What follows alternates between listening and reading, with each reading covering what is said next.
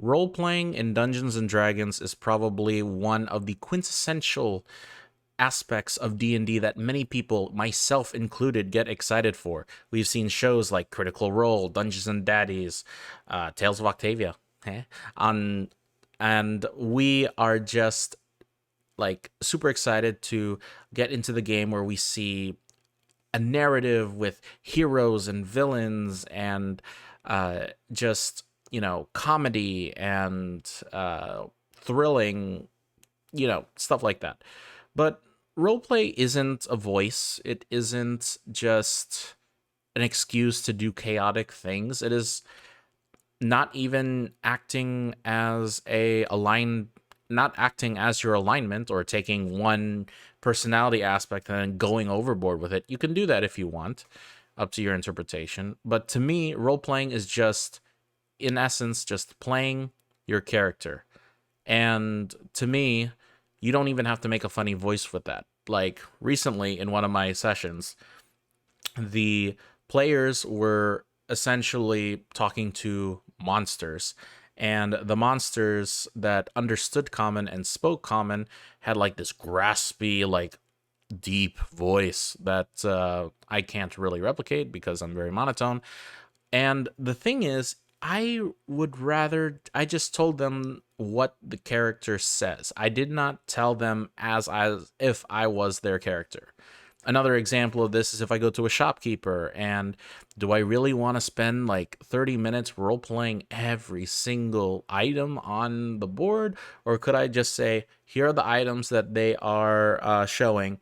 Do you want to buy this? And this is the price. And you can do that. And sometimes it's even more fun to do that depending on the type of mood you're in. But sometimes I just want to go move on with it. So instead of just like trying to perform and put on this performance that I don't really think matters in the end of the game, I'd rather just tell them, hey, do you want this? This is the gold. Oh, you want to barter? Roll persuasion. The shopkeeper doesn't accept your bargain, and that is, to me, is still role playing. That is perfectly valid, and there should be some intrinsic discussion outside of the game where if you're playing D&D late at night or in the morning or wherever, whether you're tired or not, sometimes these things happen, and it shouldn't be you shouldn't harp on the role play aspect just because it's not immersive. And I think role play can also, you can have role play that's also not immersive. One of the best examples of non-immersive role play is when the players are going to speak with several NPCs. You see, do I have to come up with 5 different voices if one party is talking to other members of the other party? Or can I just tell the players what the NPCs are talking about?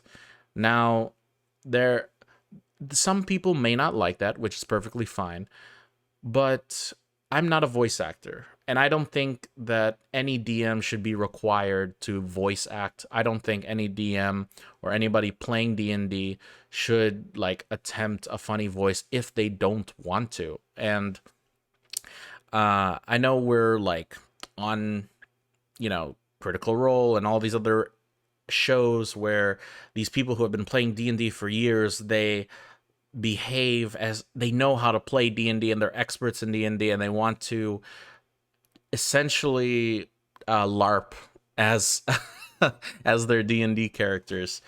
And you can do that if you want to, but you don't have to, and that's perfectly fine.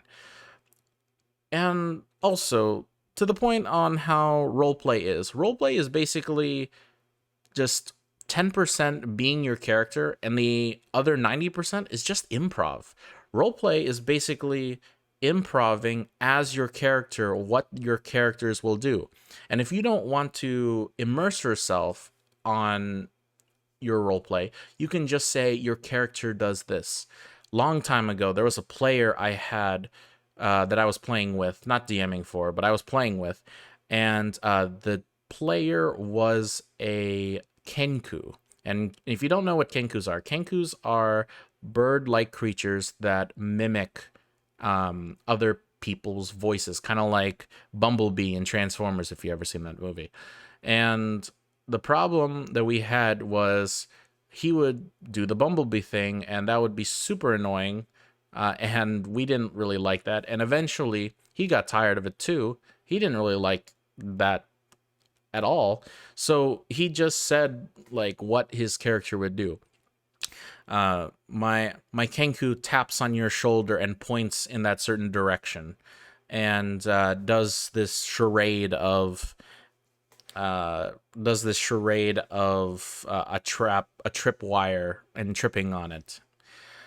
You know, things like this are something that are still, in my opinion, considered roleplay. And another thing is when the NPCs are asked by the players certain things, the NPCs are always going to tell you what the NPCs think. That's, you know, that's my thing. If the players decide to roll insight check, that's another story. But I always tell my players, do not trust all of the NPCs and do not trust everything that the NPCs will tell you, because they could be just working to their own means. Whether that's good or whether that's bad, that's up to you. But don't feel bad about not having a D&D voice, or being a Matt Mercer and just voicing all the sound effects. So that's all I wanted to talk about in this video. If you found this helpful, or feel relieved that you don't have to do D&D voices for the rest of your D&D Dungeon Master journey, please let me know by hitting the like button down below. And as always, subscribe to the YouTube channel, because I'm trying to get back to posting new videos every single week, ending the year strong, and I hope to see you in the next video. Peace.